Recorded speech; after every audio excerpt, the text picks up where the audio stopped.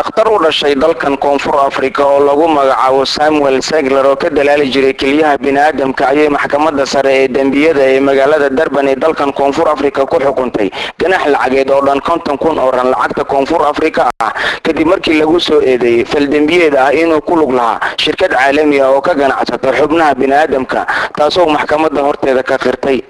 dhakhtarkan ayaa mar uu ka jawaabayay su'aal uu weydiiyay dacwad oogaha maxkamadda ayuu sheegay in dadka ay shirkadani ka gado kaliyaha ay yihiin muwaadiniin u dhashay Israel halka dadka kaliyaha laga iibsadana ay u badnaayeen Brazilian iyo Romanian. maxkamadda ayaa sidoo kale 2 toddobaad ka hor ganaxday shirkadda ugu weyn ee maamusha isbitaalka gaarka loo leeyahay ee wadankan koonfur afrika laguna magacaabo Netcare lacag dhan 8 milyan oo lacagta koonfur afrika ah oo u dhiganta markaasi 1 milyan oo doolarka Mareykanka ah. dacwadaha lagu soo oogay dhakhtarkan waxaa ka mid ah inuu wadanka koonfur afrika wakiil uga ahaa dalaal Israa'iili oo ka ganacsado kaliyaha bini'aadamka isagoo howlihiisa ganacsi ku fulin jiray isbitaalka Senate Augustine oo maamusha shirkadda Netcare oo ku yaala magaalada Durban ee wadankan koonfur afrika. waxaa sidoo kale iyagana maxkamad la soo taagay 4 dhakhtar iyo 2 howlwadeena sarsare ah oo isbitaalka ka tirsana kuwaasoo lagu soo eedeeyay iyagana in ay ku lug lahaayeen fal dambiyeedkaasi. waxaa kaloo sanadkii 2005 la xiray dhakhtar ku takhasusay qaliinka kaliyaha oo la yiraahdo Jeffrey Kelmery oo ay sharciyaqaanadu ku eedeeyeen inuu yahay dhakhtarkii ugu horeeyay ka bilaabay ka ganacsiga kaliyaha wadankan koonfur afrika.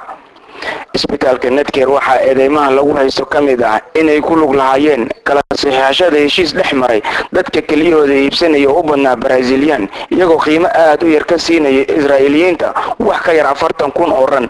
iyo eedeynta kale oo ahayd in bukaanada ay ka mid ahaayeen carruur aan weli qaan gaarin misna lacag laga siisay kaliyahoodii.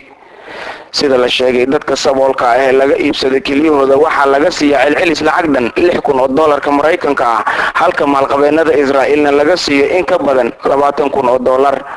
xilli baahida loo qabo bedelka xubnaha dadka ay kor u sii kacayso waxaana si yaraanaya in la helo xubno caafimaad qabo oo laga soo saaro qof nool. saraakiisha ciidamada booliska ee dalkan koonfur afrika ayaa waxay sheegeen in la fuliyay in ka badan 109 qaliin ah xubno lagu kala bedelanayay halka qaar dad masaakiin ah si sharci darro ah loogala baxayay intii u dhaxaysay 2001 ilaa 2003 waxayna intaasi ku dareen in inta badan dadka Israa'iil u dhashay kaliyaha u baahan ay yimaadaan qaar ka mid ah isbitaalada wadankan koonfur afrika si loogu bedelo kaliya caafimaad qabta. عبد الناصر سومن تلفزيون عالمي Universal TV Johannesburg كونفور أفريقيا.